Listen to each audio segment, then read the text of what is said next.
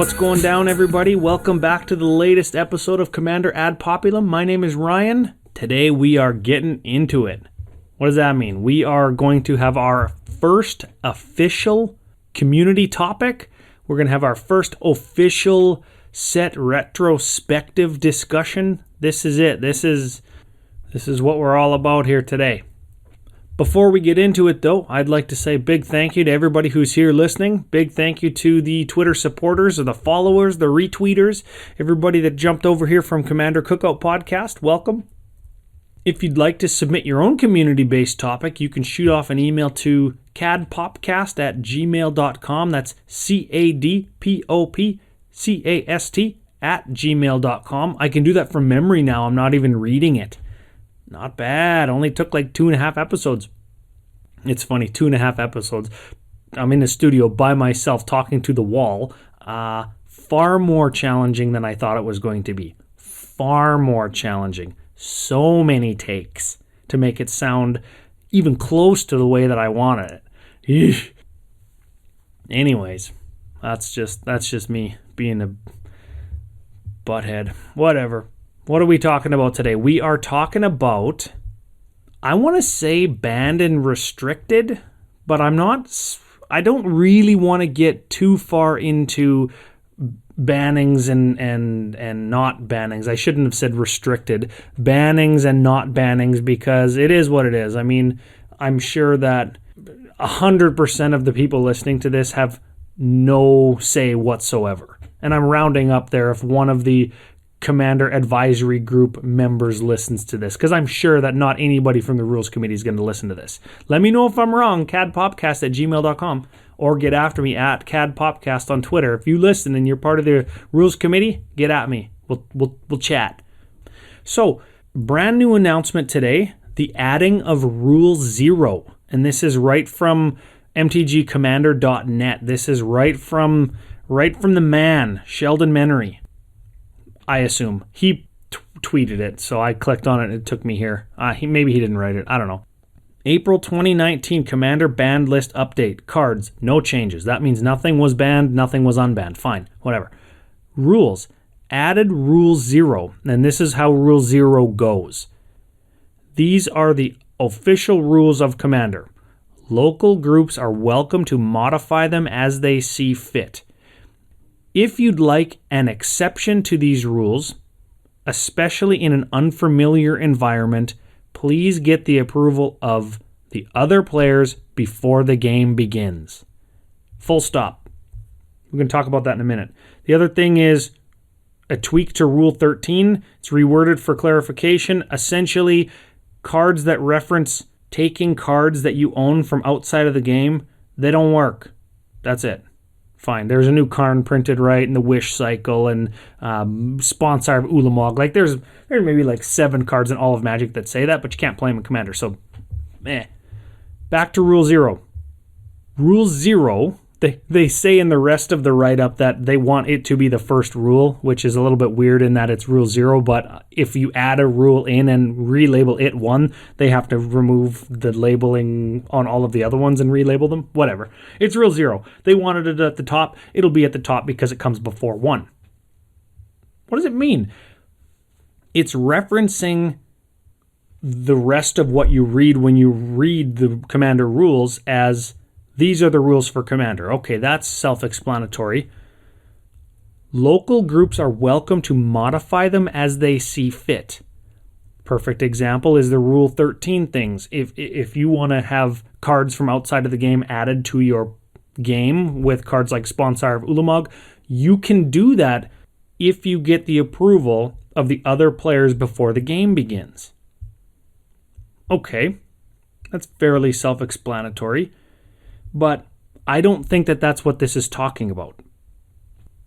Way back in the day, like a few months ago when Brando and I first started talking about Commander Ad Populum, and then when it became my kind of solo show, we sent some stuff out on our Patreon page for Commander Cookout and asked everybody the state of the format. What do they think it's like? What direction is it heading in? Is it on a trajectory to whatever, be the same that it has been for the last, 8, 9, 10 years, however long it's been around, or is something happening? And generally the response we got back, and I would tend to agree, is that the format is becoming more competitive. And as a result of being more competitive, it's speeding up, and a smaller and smaller and smaller number of cards are playable if you want to stay in the arms race, let's call it.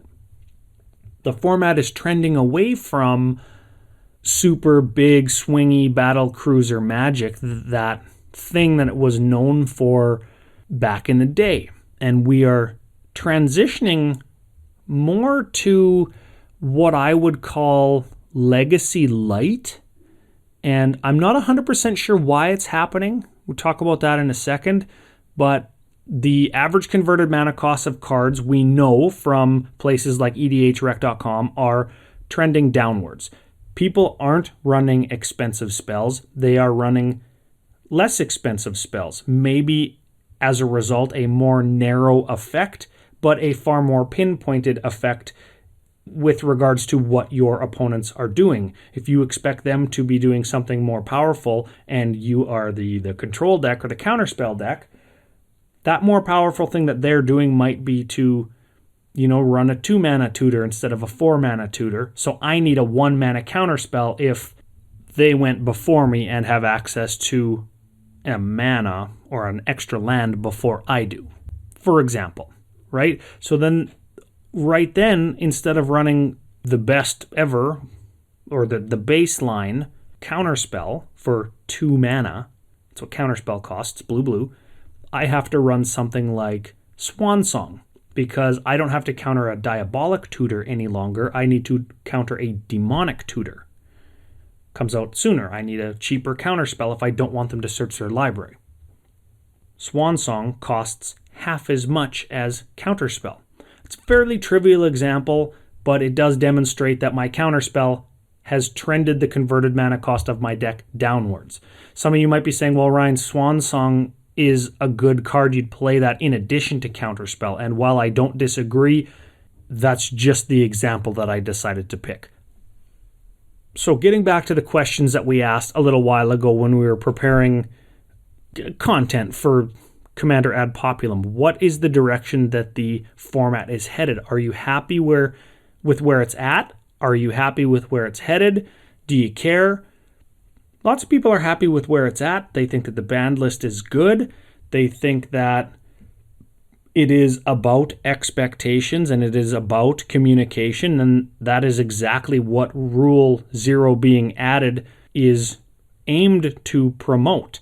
And then the explanation to Rule 0 expands on that further, in that the Rules Committee and the Commander Advisory Group is very much aware that, and I'm not putting words into their mouth. They didn't really say this. They say that everybody should have the same basic expectations. How I read that is they understand that there are a group of people that want to play traditional, old school Commander from 8 years ago, and there is a group of people who want to play CEDH.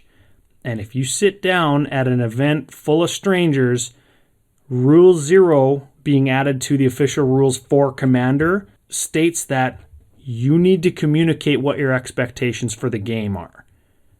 I sit down, I'm playing Stormcast. Does anybody have a problem with me doomsdaying on turn 1? Or whatever. I don't know if that is how it works, but sure. Or, hey, I see that you're playing Kess, you're playing Zur, you're playing Narset, I'm playing Vanilla Creatures deck. I'm playing Yargle Flavor Text Tribal. Should I switch decks? Or are you just trying to get your 40 tickets from me so you can whatever? That's, I think, what Rule 0 is trying to do. And I like it. I think that it's good. We talk in my play group all the time before we start a game because we know each other. We all are on the same page because we are friends, right?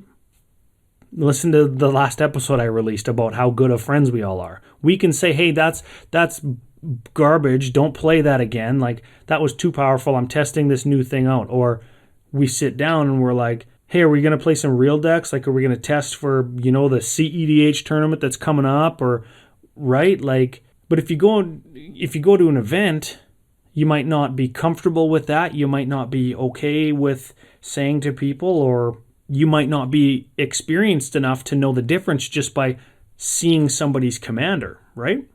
So that's the community section for the day, the introduction of Rule 0 and their trajectory that the format is on, moving towards CEDH without actually saying that, hey, we're all playing CEDH now, right? I think that Rule 0 is really going to help people sit down and say, yeah, I want to play the way that Commander's trending, and I want to play CEDH, or no, I want to play some classic old school style Commander. I think that Rule 0 is going to help us with that. I want to go right into the technical section for today, and I want to go into that conversation. I know that that's not officially gameplay, but more than anything, I think, sitting down and having the conversation about what your expectations for the game are is going to affect your game more than any gameplay decisions.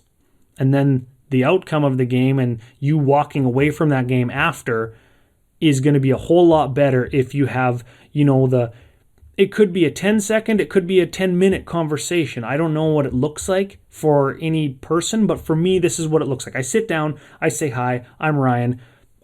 Listen to my podcast, right? That's what I say, because I'm vain and selfish. And I say, what are you guys playing, right? And it starts right there. What are you guys playing? I'm asking the question, right? I'm not trying to get an edge. I'm not trying to do whatever. I'm trying to understand what kind of game this is. Two things happen. The first thing is they tell me what their commander is, and then I know. The other thing is they leave their commander face down because they don't want me to know until everybody's ready to start playing. After we've shuffled, immediately if they leave their commander face down, I know what kind of game this is going to be. And it's up to me to either ask the question, hey, are you playing a CEDH deck? You're not telling me what your commander is. Should I grab a CEDH deck? Is that what kind of game this is going to be? Or do I just accept that they don't want to tell me? And if I accept that they don't want to tell me what their commander is, and then it's a CEDH game and I'm playing Yargle Flavor Text Tribal and I get blown out, well, I'm going to have probably a little bit of a sour taste in my mouth when I leave the game. And it could have been alleviated from just asking the question. Asking the second question. Is this a CEDH game? Is that why you don't want to tell me? That doesn't happen very often, but I wanted to mention it because it has happened to me a non-zero number of times. And I mean, maybe you don't even have a CEDH deck and you want to try and play it out anyways, and you are very good at politicking and want to convince the other two players that this guy didn't want to tell us, he's CEDH, let's get him, right? That's fine. That's part of the game. What makes multiplayer Magic great, right? In my opinion. Let's say the person does tell you, and you do recognize it to be a fairly strong commander. You can still ask the same question, are you playing a CEDH deck? Are you just trying to, I want to have a fun, casual game. I don't want it to be over in turn 3 after you take a 25-minute turn. That is you managing your expectations. And if they say, yeah, it's pretty competitive, you're welcome to switch decks. Most of the time, if you're just sitting down for a pickup game or an on-demand game at a Magic Fest or what have you, right? You can switch decks. That's fine if you have something a little bit more competitive. Or you can tell them, I'm playing a fairly casual deck. It's mono black Yargle Flavor Text Tribal. If anybody has that list, send it in too, because that's cool. Maybe we'll feature it on Commander Cookout. That's actually a cool deck for that show. You telling them that you're playing Flavor Text Tribal might actually be beneficial for you in the game. And even if they are playing a CEDH deck, maybe you're not the one that they go after. Maybe you play Demonic Tutor, and in CEDH, that's a big deal, right? But if they know you're playing Flavor Text Tribal, they're probably not going to counter that demonic tutor, and you're going to be fine, right? So as long as you're being honest, that's all that you can do. The third thing I want to talk about here is when they aren't honest. And this is what gets me, right? And I've called people out for this in-game and after the game, and I've talked to judges about it at events. I've talked to my own play group about it. I mean, we're all honest with each other because we're all friends, right? If somebody lies, like, that's not what friends do, so we don't do it. But I've sat down with a guy and he's told me, oh yeah, this is nothing, this is not competitive, it's just whatever, I like the commander. And then he proceeds to kill me on turn 3 with an infinite combo. And it wasn't an oops, I didn't know this combo was in here. It was a, hey, this took my whole deck dredging into my library with 4 different tutors and ad nauseum to win the game on this specific turn when the blue player was tapped out. When that happens, that's a tough one. And I think it would behoove us as a community to, when that happens, talk to the person about it and just say, hey, I asked you if this is a competitive deck. You said it wasn't. Or you said you don't know how to play it yet. Or you said, I just built it, I'm still testing it. Whatever it looks like, a lot of those answers are synonymous with, yeah, it's competitive, I was trying to gain an edge. And if that's the case, if that's the vibe that you're getting, I mean, it's not outside of the realm of possibility to say to that guy, like, hey man, you should just be honest. And don't accuse him or them. Don't accuse them of lying or being a scumbag or just trying to shark you for some, 20 extra prize ticks or whatever. Hey, opponent, you should be honest and just tell people, like, what if I was the 8-year-old kid at his first Magic Fest 2 tables down? Like, how do you think that would affect that player's experience? How do you think that grows the community? I think it's on us if some negative experience like that happens to us to ask the player who made that negative experience happen to you, ask them why they did it or what enjoyment do you think that other players get out of it. And if they do just want to play CEDH or what have you, like, go play in the modern main event or make a sign that says CEDH only at this table and then play that, right? Or if you're at the Magic Fest and you scrubbed out of the main event and you want to play CEDH for prizes or for money, like, leave the building and go down the street to the bar and, rent a table and go play CEDH for money or for drinks at the bar. I don't know if I'm allowed to tell people to go and play for money at the bar. Like, I don't know, I'll probably get in trouble for that, but I don't want these people that are just trying to shark new players because they're naive, because they don't know that Kess is that good or the Gitrog is that good, and just try and take tickets from them. And I think that's on us to let people know that we all have to have the same expectations at the start of the game. That's good. That's that rule 0. I really like that. Okay, now I'm kind of pumped for this now. This is the set retrospective. This is the first one. And what this section is me going back through the history of Magic. The first one is going to be a little bit of a trial, but I think it demonstrates what I'm trying to do better than any other set is going to. So I'm kind of just gonna do it. I've got up in front of me on Scryfall all of Alpha, Beta, and Unlimited. And you might be thinking, well, that's not an EDH set, or that's got a whole ton of banned cards, Ancestor Recall, Black Lotus, all that jazz, right? But this set shaped how Magic is built and played and what is good versus what is not good in Magic. And as much as it did that for Magic as a whole, I think it's done that for EDH as well. The first line of cards, of course, has Ancestor Recall on it, and that's banned, so I'm not going to talk about that. But it also has Animate Dead. Animate Dead can teach us that the mana cost, or I'm going to say the cost, to reanimate something in your graveyard is 2 mana plus a card. Okay, so Animate Dead is an enchant creature for black 1. Put target creature from your graveyard onto the battlefield. And it gets -1/-0. In a nutshell, that's what it does. So if you reanimate your 7/7 for 2 mana, it becomes a 6/7 for 2 mana after you've gotten it into your graveyard somehow. This is good. There is another card kind of like this in Dance of the Dead from like Alliance or something. And then there's Reanimate. I think that's from Tempest. And then there's Narcomancy. And a couple others that cost like 4 or 5 or 6 or whatever, right? But Animate Dead is it.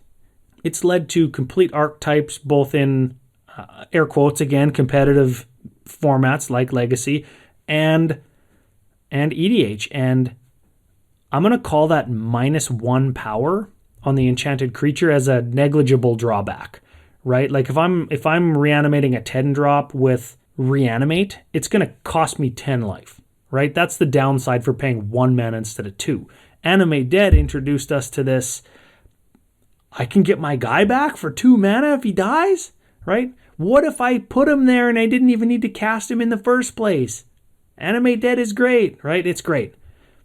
So I love it. Alpha Beta Unlimited, revised, sure, are where the original dual lands are from as well. And those are some of the most powerful and most sought after cards in the game. I think that they are what makes Legacy Legacy. They are some of the most important cards in CEDH or fetch land formats. But we've also got things in Alpha Beta Unlimited Revised, core sets in general through the history of Magic that include Birds of Paradise. Arguably, maybe tell me I'm wrong on Twitter, Birds of Paradise best 1-drop of all time. I don't know. Has it won the most money out of any 1-drop of all time? Whatever. It costs green for an 0/1 flyer. You can tap it to add 1 mana of any color to your mana pool. That's great. Lanimore Elf is also in the first few sets, Alpha Beta Unlimited Revised, 3rd, 4th, 5th, whatever, right? It's a 1/1, so you can attack with it, but it doesn't fly, so it can't block flyers, but it only gives you a green when you tap it. It doesn't give you any color. So Birds of Paradise, like, that's the best. There's cards like Brain Geyser, blue X to draw X. That let us turn X mana into X cards. And since then, there's been numerous iterations of that kind of effect, both at sorcery and instant speed, with upsides or drawbacks that you can turn into upsides. Cards like X damage spells like Earthquake as well have really played an integral part in Magic's design historically, I think, because they always have to reinvent the X equals X of something. And that's part of why it's so great, and that's why things like Earthquake decks exist, right? I want to talk about Clone here too, for the same reason. Like, Clone is very much the baseline. 4 mana, make a copy of any creature in play. 7 million different iterations of Clone, and Clone in EDH, clone.deck, as we say, scales very nicely. I actually like that deck, and in your EDH playing career, I would recommend any player at some point to try and build clone.deck and play it for a while in your meta, especially if your meta is going through that transitional period between like Battle Cruiser and trending downwards towards that CEDH spirally tunnel, because clone decks actually scale very nicely. If somebody's doing a little bit more powerful things like, tutoring up a big creature into their graveyard to hit it with that Animate Dead, well, they've spent, their tutor and their Animate Dead, that's 2 cards, and the mana associated with those cards to get a big creature.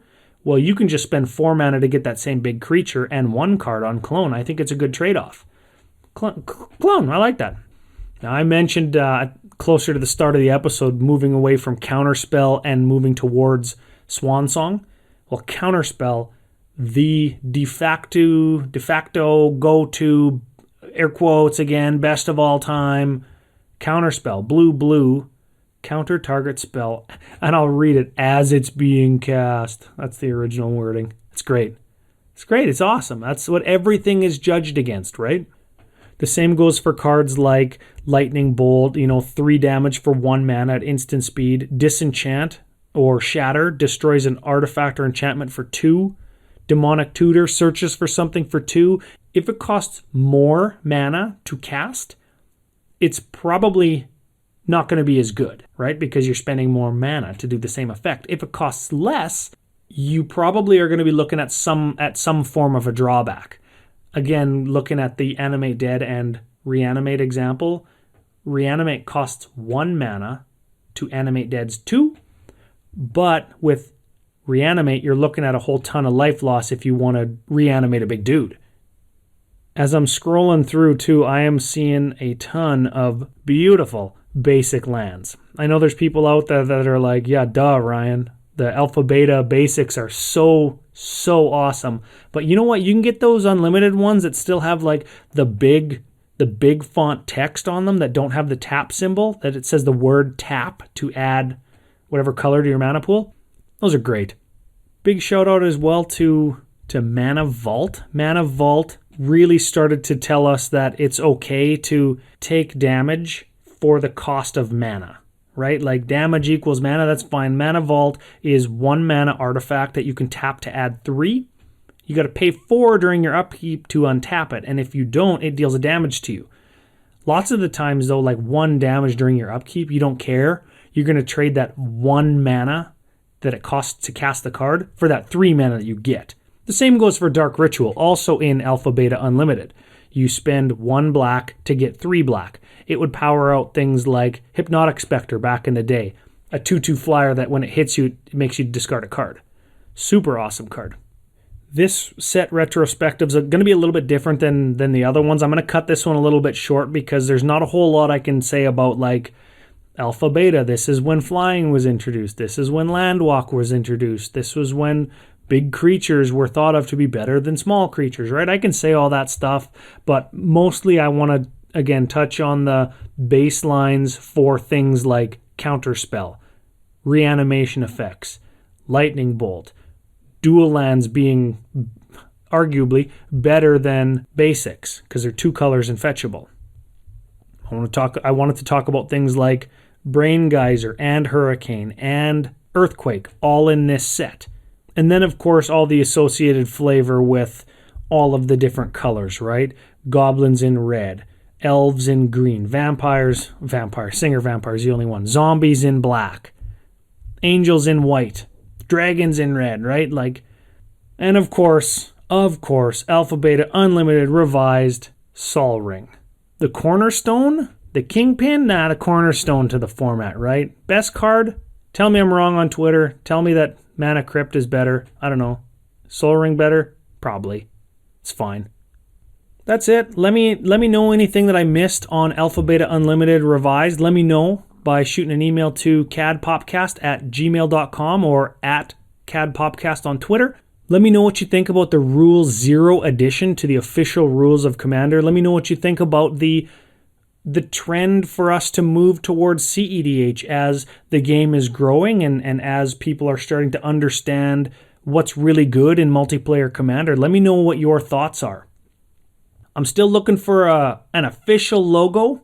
If you have any Photoshop, design, artsy know-how, and you want to be the official provider for the Commander Ad Populum podcast logo on all of our social media platforms, shoot it my way, and we'll work something out. I'm excited to see what the population at large can come up with for me. Something funny, something creative, something that randomly can capture some dude sitting by himself in a studio. Shoot it my way. I'll see you probably next week. Thanks for being here, guys.